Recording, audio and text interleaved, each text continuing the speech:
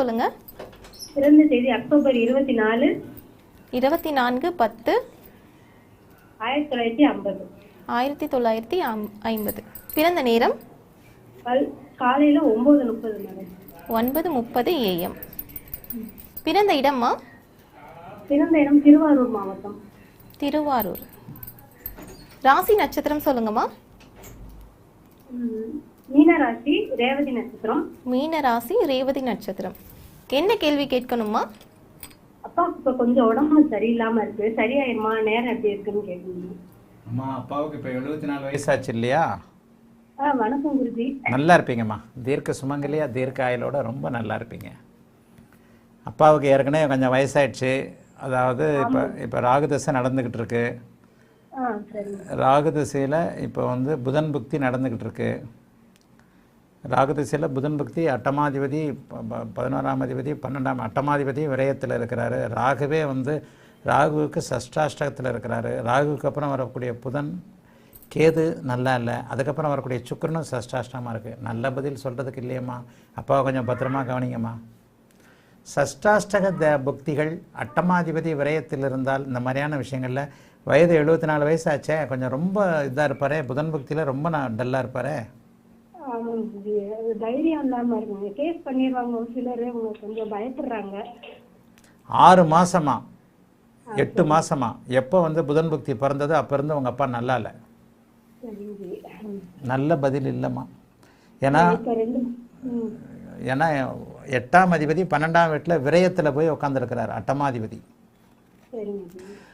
8 குரு பார்க்கறதுனால ஆயுள் தீர்க்கம் 74 வயசு. ஆனால் தசாநாதனுக்கு 8ல் புதன் இருக்கிறாரு.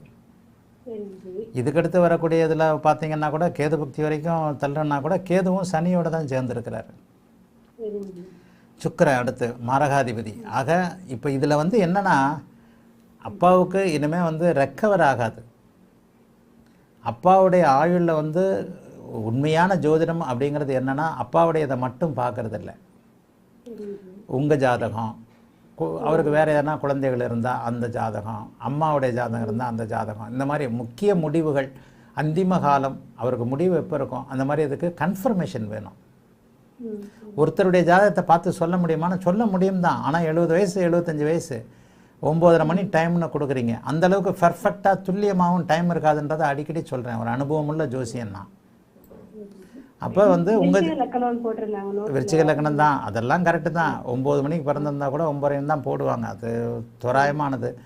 இப்போ என்னென்னா இந்த மாதிரி லைவில் மிக முக்கியமான சென்சிட்டிவான எப்போது என்ன நடக்கும்ன்ற கேள்விக்கு டக்குன்னு பதில் சொல்ல முடியாது. உண்மையை சொல்லப்போனால் நான் இந்த மாதிரி கேள்விகளுக்கு உங்கள் ஜாதகத்தை வாங்குவேன், உங்களுக்கு அண்ணன் தம்பி இருந்தால் அவங்க ஜாதகத்தை வாங்குவேன், உங்கள் அம்மாவுக்கு ஜாதகம் இருந்தால் அவங்க ஜாதகத்தை வாங்குவேன். எல்லாருடைய ஜாதகத்தையும் வச்சு தான் அதில் ஒரு மிங்கிள் பாயிண்ட், ஜங்ஷன் பாயிண்ட் கிடைக்கும். தந்தையை இழக்கின்ற அமைப்பு, கணவனை இழக்கின்ற அமைப்பு, இந்த மாதிரி ஒரு ஜங்கிள் பாயிண்ட்டு அதில் ஒன்று கிடைக்கும். அதை வச்சு தான் அவருடைய இதை இது பண்ண முடியும். இப்போ நீங்கள் கேட்ட கேள்விக்கு அப்பா 8 மாதமா அல்லது 6 மாதமா, ஏன்னா அதுவும் 9:30 மணி ஜிக்ஜாக்காக தான் இருக்கும். ஒரு 6 மாதமா, ஏன்னா 2024 பிறந்ததுலேருந்தே புதன் புக்தி வந்துருச்சு. புதன் புக்தி விருச்சிக லக்னத்திற்கு எப்போவுமே நல்ல பலன்களை செய்யாதுன்னு தான் அடிக்கடி சொல்கிறேனே. சந்திராதி யோகத்தில் அவர் இருந்தாலும் கூட 12ஆம் இடத்துல தான் இருக்கிறார்.